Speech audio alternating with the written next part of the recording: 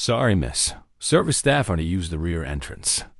With those 7 words, Rachel was dismissed before she even stepped inside the opulent Silver Ridge Country Club. To the circle of diamond-clad women at the tea party, her simple linen dress and faded library tote bag were an open invitation for their scorn. They laughed, calling her a schoolteacher who'd stumbled into their world. They saw a nobody, an easy target for their cruel amusement. What they didn't know was that they weren't just mocking a guest. They were insulting the quiet, unassuming wife of a billionaire. And her husband was about to land his helicopter on their pristine golf course to settle the score. Part 1. The Gates of Judgment. Colossal iron gates of the Silver Ridge Country Club loomed like the maw of a metallic beast, ready to swallow anyone who dared approach. Rachel's sedan rolled over the pristine white gravel, a minnow caught in a school of sharks made of chrome and polished paint, all gliding lazily toward the parking area. Through her windshield, she saw women stepping out of their vehicles, their silk dresses fluttering like butterfly wings, the sharp clack of their heels on the marble path a melody of arrogance. The valet, who had a brilliant smile reserved for the Porsche convertible ahead, threw her a glance that lasted only a second but was enough to encompass a world of judgment. She stepped out, the June air caressing her bare skin, her cream-colored laine dress, a deliberate choice, felt like a silent creed in a sea of silk and designer labels. The canvas tote, with the faded words, "Friends of the Public Library," printed on it, was slung over her shoulder more like a medal of honor than an accessory. It was her armor of authenticity, but in this place, it was the mark of an outsider dot as she approached the main marble entrance, where enormous rhododendron bouquets showed off their vibrant colors. A wall of flesh and bone appeared, clad in a wrinkle-free uniform. The security guard, with a meticulously trimmed mustache and eyes as sharp as razors, looked her up and down, his gaze pausing meaningfully on her flat sandals and her canvas tote. "The entrance for staff and deliveries is around the back, miss." The man's voice boomed, making no attempt to hide its condescension, loud enough for a couple gliding past to turn their heads. The woman in a powder-pink Chanel dress let out a soft titter, a sound as clear yet sharp as a shard of glass. Before being pulled along by her husband, Rachel's cheeks burned, but she did not flinch. She took a deep breath. The scent of jasmine and freshly cut grass at Silver Ridge now seemed somehow artificial. Her hand unconsciously found the silver locket hidden beneath her dress, a grounding habit. The warmth of the metal seeped into her skin, and for a fleeting moment, she heard Nathan's deep, steady voice in her mind. "Your worth is not determined by their eyes, Rachel." She lifted her head.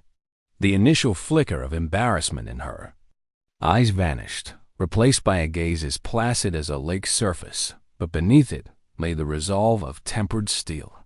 "I am here for the tea party," she said, her voice not loud but clear and steady, cutting through the awkward silence. "At the invitation of Mrs. Ellen Harper." The guard's brow furrowed slightly, his confidence wavering before her unexpectedly calm demeanor. He rustled through the clipboard in his hand, his thick finger tracing the list of prestigious names. The silence stretched on, each second a drop of acid on Rachel's patience. Finally, he gave a reluctant nod, but without a word of apology. "Go on in," he grumbled, taking a step back, but his suspicious gaze followed her every move, as if she were a counterfeit piece that had slipped into a museum of priceless treasures.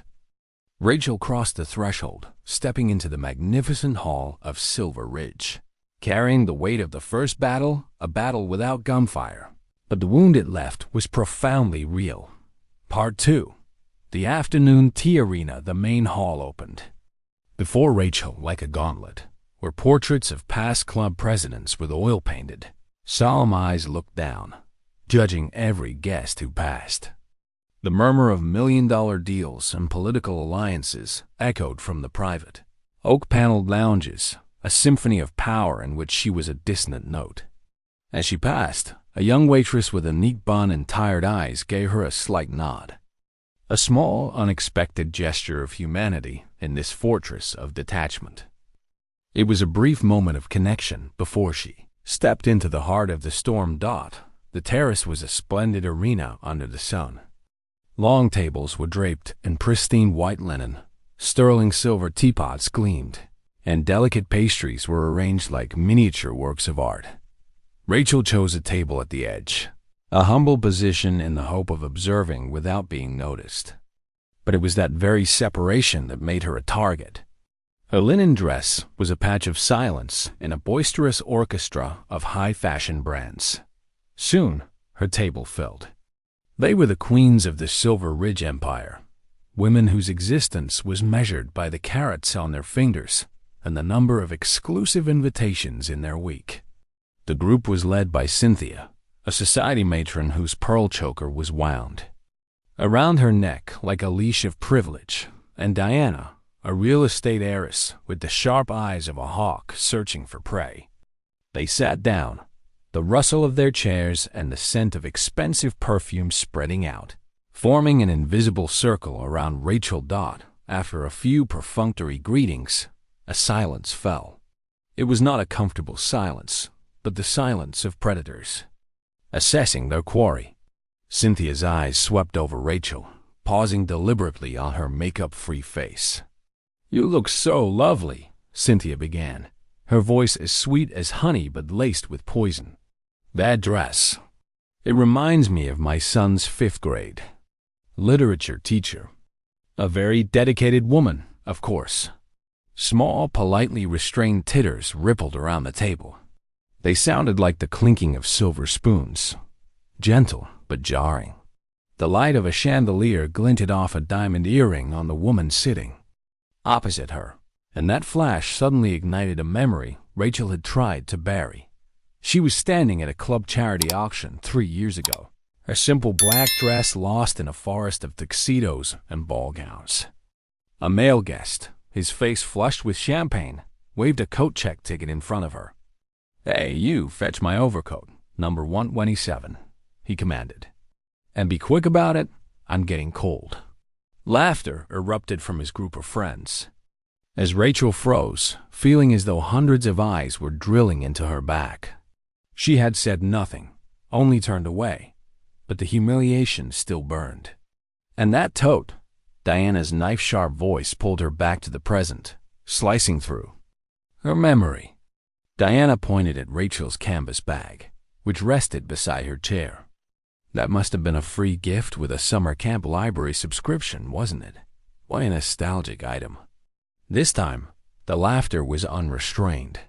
It burst forth, a chorus of contempt, and Rachel could see a few phones being subtly raised to capture this quaint moment. The weight of their judgment pressed down on her shoulders.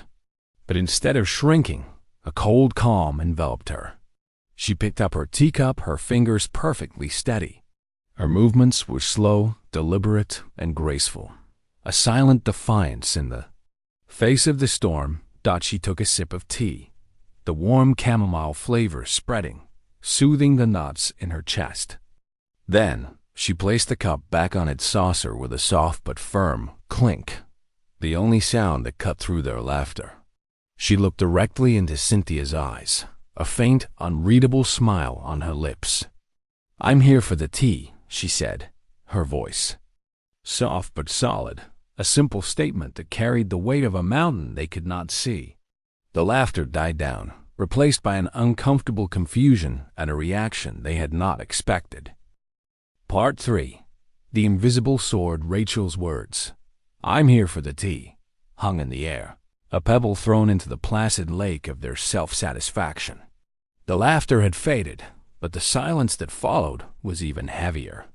The women exchanged confused glances. The invisible wall of condescension between them and Rachel now had a crack in it. Their attack, honed over decades to put lesser people in their place, had failed to penetrate her shield of calm. Bewilderment crept into their eyes, a foreign, An uncomfortable sensation. It was then that the young waiter approached their table, holding a silver pitcher to refill their water glasses. He moved timidly. Having clearly overheard the last exchange, his shoulders slumped with sympathy for the solitary woman. His eyes accidentally met Rachel's, and in that moment, she saw not pity, but a genuine kindness. And that was what propelled her. This was no longer personal. This was about restoring order, about a reminder that human dignity was not a commodity to be trampled upon in a place her family's foundation had poured millions into maintaining. With a quiet resolve, Rachel turned her attention to her canvas tote. Her hand slid inside, past a paperback book and a simple wallet, stopping as her fingers touched a familiar object. She pulled it out. It was not a gold-plated phone or a diamond-encrusted pen. It was just a small, unassuming card, made of thick, cream-colored cardstock that felt substantial in her hand. On it, there was nothing but a few lines of simple, elegant, embossed text. The Moore Family Foundation, Silver Ridge, Philanthropy Division. She waited for the waiter to complete his circle around the table. As he returned to her side, she called out softly, "Excuse me." Her voice was low, but it carried an unmistakable authority that made him stop immediately. She held out the card. "Could you please pass this to the management upstairs?" The waiter hesitantly took the card, his eyes glancing down at the text. In an instant, the weariness on his face vanished, replaced by sheer astonishment. His back straightened unconsciously, his demeanor shifting from service to urgent reverence. He said nothing, only gave a sharp, definitive nod, then turned on his heel, striding quickly and weaving through the tables with the haste of someone carrying a royal decree. The entire table witnessed the brief exchange. Diana smirked. "What's this now? A complaint about the quality of the tea?" Before anyone could respond, a dry beep sounded, and the terrace's sound system came to life. A disembodied voice, crisp, cold, and utterly managerial, cut through the pleasant music and conversation. "Attention, please. Table 17, the voice echoed, clear and definitive. "Serve according to VIP protocol, level C3. I repeat, VIP protocol, C3. Implement immediately." A hush fell over the entire terrace. Forks paused midway to mouths. Conversations died. Level Psi-3? What was that?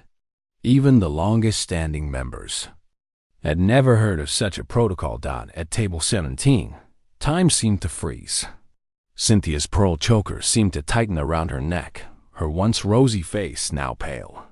Diana's emerald ring flashed as her hand trembled, causing her teacup to ravel against its saucer with a sharp clatter, the only sound in the dead silence.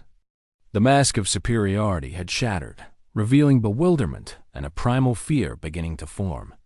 All eyes, no longer filled with mockery, but with stunned horror, turned to the woman in the linen dress, who was still calmly sipping her tea as if nothing had happened. Part 4.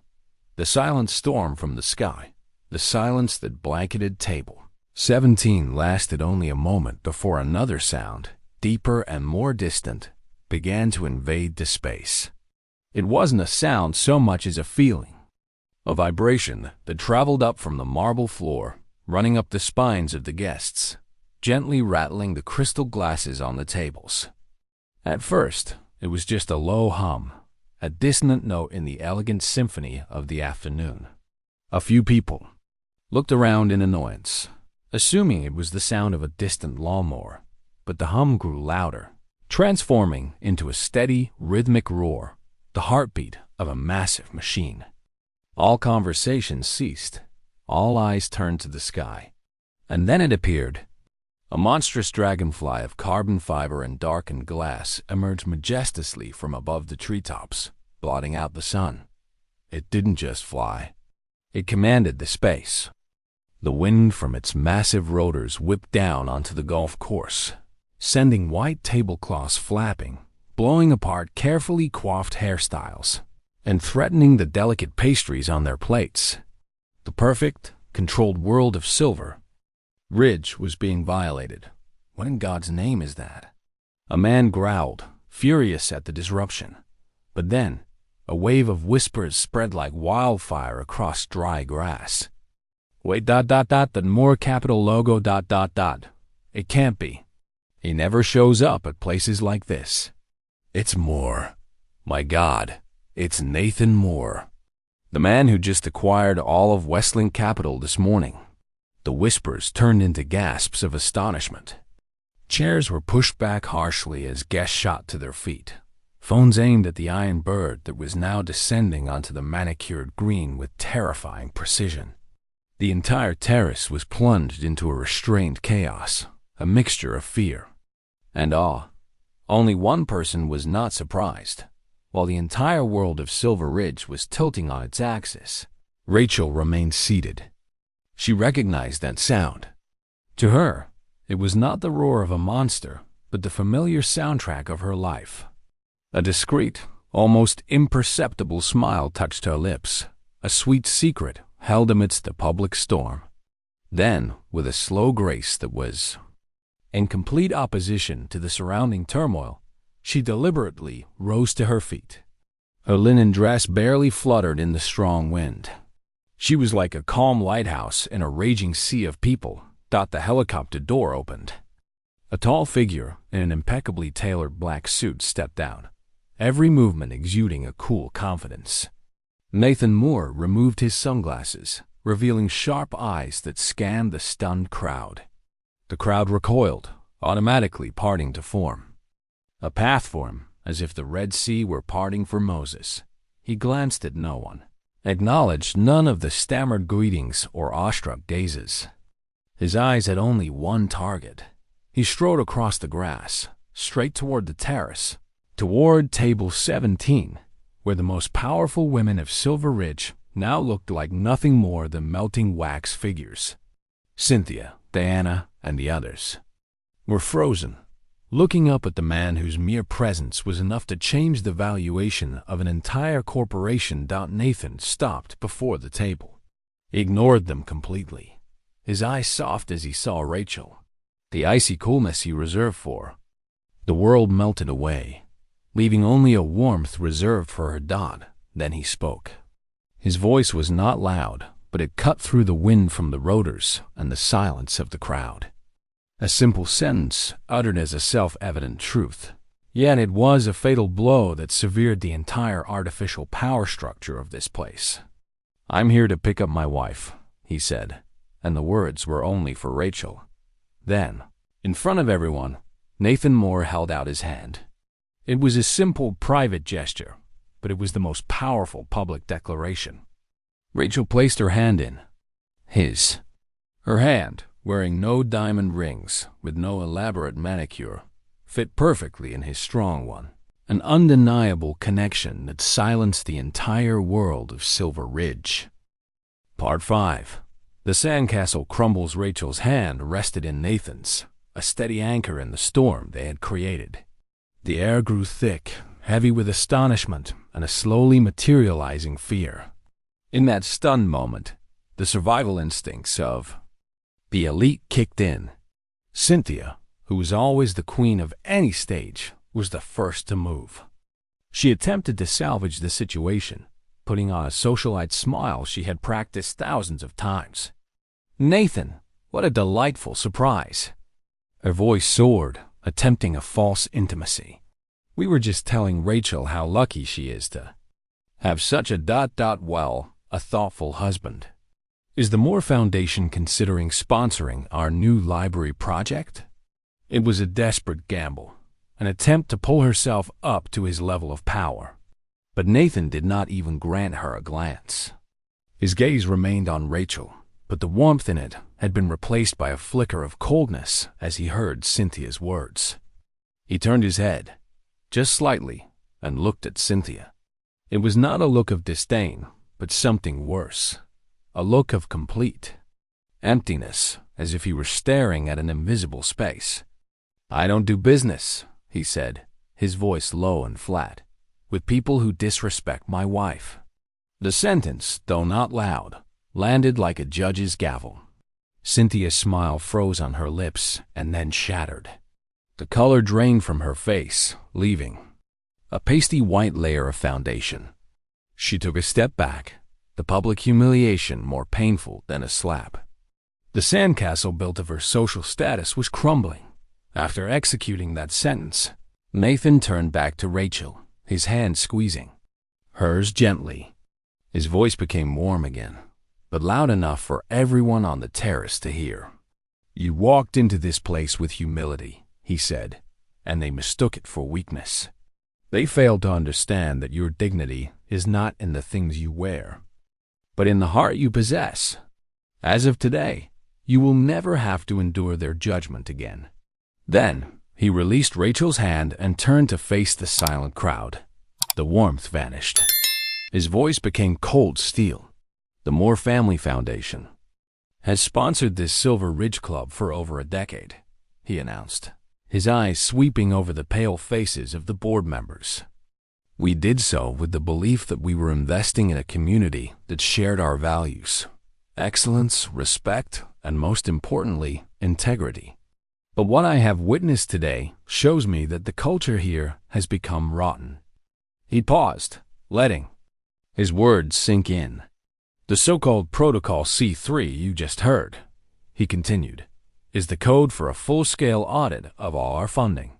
It is triggered when a member of our oversight board, like my wife here, observes signs of disrespect or misconduct. It places every financial activity, every leadership decision, under the most intense scrutiny." A collective gasp went through the crowd. Diana, whose family was lobbying for a major project funded by the Moore Foundation, looked as if she might faint. Cynthia's face now held not just confusion, but pure horror, as she realized her husband, a member of the finance committee, was now under a microscope. The invisible sword Rachel had drawn was not just for defense. It was a precisely calculated trap that had just been sprung. "Therefore," Nathan concluded, his voice allowing for no opposition, "the entire membership of this club will be under our review. Integrity will be the sole criterion. Those who do not meet it will no longer be welcome." All of Silver Ridge fell silent, a silence of collapse. Power, money, status, all the things they worshipped had become meaningless before this man's verdict. Amidst the chaos, Rachel looked at the women who had once mocked her. She felt no glee, no pity. She only saw them for what they truly were: hollow figures, now trembling as their gilded shells were stripped away, revealing the insecurity and fear within. And in that moment, she knew she had truly won. Part 6. Echoes. After the storm, Nathan and Rachel turned their backs on the silent terrace. They walked together across the lawn, hand in hand, an oasis of peace amidst the ruins of arrogance. No one spoke a word. No one dared block their path. The crowd just watched them go, like survivors of an earthquake witnessing the volcano that had just erupted. The sound of the helicopter rotors roared to life again, this time not as a threat, but as a final judgment. As the Iron Bird lifted off the ground, it left behind a Silver Ridge Country Club that was forever changed. A kingdom that had lost its crown dot in the weeks that followed. The echoes of that fateful afternoon tea rippled through Chicago's elite circles like a wave that never subsided. The Moore Foundation's audit was as swift and ruthless as a surgical procedure. Its findings were worse than the rumors. Cynthia's husband had not just skimmed funds. He had run a complex network to siphon money from the very charities his wife was the honorary chairwoman of. The lavish galas Cynthia organized turned out to be mere stages for her vanity, with less than 10% of the donations ever reaching those in need. When the news broke, Cynthia, once the queen of social events, became a pariah.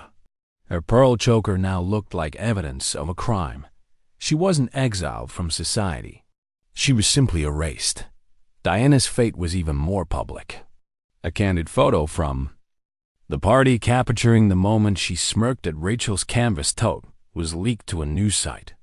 It went viral with the sarcastic headline, "The ugly face of old money, when wealth can't buy class."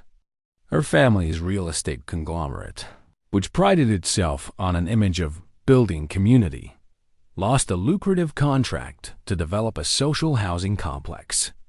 Partners pulled out, wanting no association with the toxic publicity. The enormous emerald ring on her finger, once a symbol of power, was now just a reminder of her own foolishness. The Silver Ridge Club itself underwent a purge. Nathan's membership review led to a series of voluntary resignations. Families implicated in financial scandals or inappropriate conduct quietly vanished from the roster. To save its reputation, the new management had to take an unprecedented step, publicly announcing a partnership and funding for one of Rachel's favorite community projects, the public library. It was a poetic irony, a public surrender, but the final blow, the most decisive stroke, was delivered not on the noisy stage of Silver Ridge, but in the quiet of a luxurious boardroom. A month later, Rachel sat at the head of the long wooden table of the Moore Foundation. Before her was a document. It was the final budget allocation proposal for the year. Her eyes scanned a line item, Silver Ridge Commemorative Sculpture Garden Project, proposed by Diana's family, now struck through with a definitive red line. Right below it, a new line had been added, with a simple fountain pen, Rachel affixed. Her signature next to it. The black ink bled into the paper, approving the transfer of the entire budget intended for that sculpture garden to a new cause.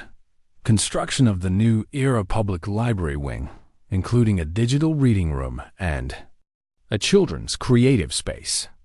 The sound of her pen gliding across the paper was the only sound in the room. It was not an act of revenge. It was an act of rebalancing. She was taking what had been mocked and turning it into a symbol of hope. The despised canvas tote had now become the foundation for a future of knowledge. That was the true and final victory. Asterisk. Part 7. Flying toward the horizon as the helicopter slowly ascended into the air, Rachel did not look back. She didn't need to see the stunned faces or the terrace that had fallen silent. Instead, she looked down. From above, the Silver Ridge Country Club, once a formidable fortress of power, now shrank into an architectural model, ornate but soulless, an island of luxury lost in the real world. The perfectly manicured lawns, the azure pools, and the golf course where the drama had unfolded, it all became small, insignificant. A place, she realized, is only as large as the power you allow it to have over you. Nathan took her hand, the silence between them comfortable. "What are you thinking?" he asked. Rachel turned to him, a true smile, with no hint of defense, gracing her lips. "I was thinking about weapons," she said. Their weapons were scorn, designer dresses, and venomous whispers. They used them to make others feel small. But I realize now, my strongest weapon was simply knowing that I wasn't. Her hand gently rested on the canvas tote bag that sat on her lap. It was no longer evidence of her otherness. It was now the victory flag of her quiet kingdom, a kingdom built on kindness and integrity. The helicopter flew toward the Chicago skyline, where the skyscrapers were beginning to light up, sparkling like diamonds on the velvet cloak of twilight. As the lights of Silver Ridge faded and then disappeared, Rachel's story did not end. It merged into countless others, because this story was not hers alone. It is the story of all who have ever walked through the fire of contempt, of all who have been judged for daring to be themselves. It is for the souls whose quiet inner light was mistaken for darkness, whose kindness was taken for weakness. Rachel had faced their monsters and had not faltered. She had proven that true strength is not the ability to shout louder than others, but the fortitude of a soul so secure that their noise cannot reach you. Dignity is not something others grant you. It is a shield you forge yourself from self-respect and compassion. It is the North Star that guides you. When the whole world tries to push you off course, you do not need a helicopter to prove your worth. You only need to know that, like Rachel, you already carry it in your heart. Your silence has weight. Your kindness is power. And you, simply by being you, are already enough. The helicopter merged with the city's stream of light, becoming a small dot before disappearing, leaving behind a vast sky and a lesson that would echo forever. Sandcastles, no matter how magnificent, will always crumble before the tide of truth.